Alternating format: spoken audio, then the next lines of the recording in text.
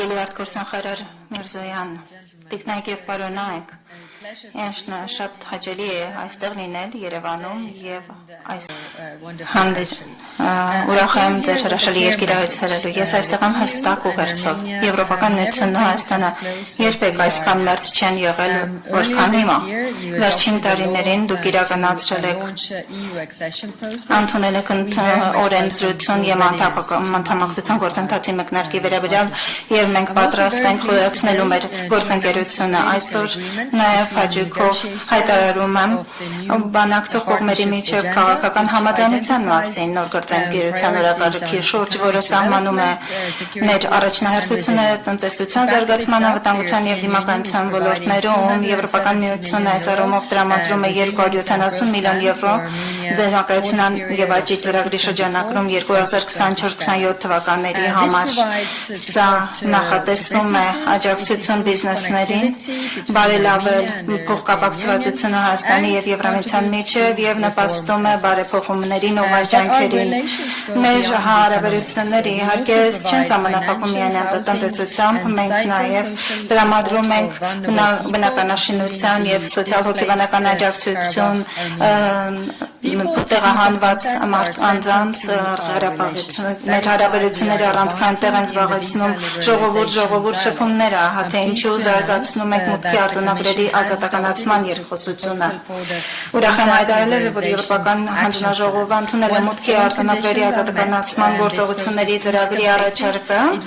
և երբ պայմանները կատարվեն, գործընթացը ավարտին հասցվի, այն ավելի մոտ կդարձնի միմյանց Եվրոպական միությունն ու Հայաստանը։ Միաժամանակ մենք համագործակցություն ենք խորացնում խաղաղության և կայունության համար և Եվրոպական միության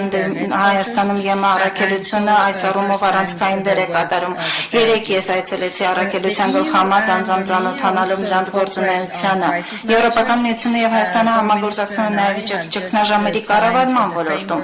Նախարար Միրզոյանի հետ մենք հենց նոր ստորագրեցինք մասնակցության մասին շրջանակային համաձայնագիր, որը հնարավորություն է տալիս Հայաստանին մասնակցել ԵՄ առաքելություններին ամբողջ աշխարհում։ Այսօր մենք նաև քննարկել ենք Հայաստանի և Ադրբեջանի միջև հարաբերությունները, մենք աջակցում ենք կարգավորմանը երկու երկրների միջև, հիմք ընդունելով ինքնիշխանությունը, տարածքային ամբողջականությունը և սահմանների անխախտելիության սկզբունքները, այլընտրանք չկա այս սկզբունքներին։ Մենք գոհունակությամբ ենք նշում երկկողմ կարգավորման ուղու առաջընթացով, քանի որ Հայաստանի և Ադրբեջանի միջև հարաբերությունների կարգավորումը կարող են ճանապարհ հարթել տարածաշրջանում տևական խաղաղության համար։ Այլ հարցերի շրջանակներում մենք քննարկեցինք Եվրոպական միությունը հավակնոտ Սևծովյան տարածաշրջանի վերաբերյալ ռազմավարությունն է ընդունել և մենք աշխատենք տարածաշրջանի բոլոր գործընկերներից, այդ թվում Հայաստանի հետ ապահովելու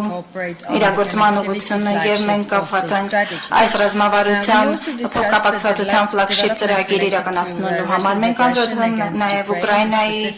դեմ Ռուսաստանի ագրեսիայի վերաբերյալ զարգացումներին, մասնավորապես հիբրիդային գործողություններին Ռուսաստանի միջև և Հայաստանի հանձնառությունն այս ժողովրդավարության և ազատության ուղղությամբ կարևոր է և այս մոտեցումը պետք է պահպանվի հատկապես արտաքին հիբրիդային սպառնալիքների ապատեղեկատվության և արտաքին միջազգային պայմաններին։ Մենք պետք է այս ոճրորոշ պահին աջակցություն տրամադրենք Հայաստանի օգնելու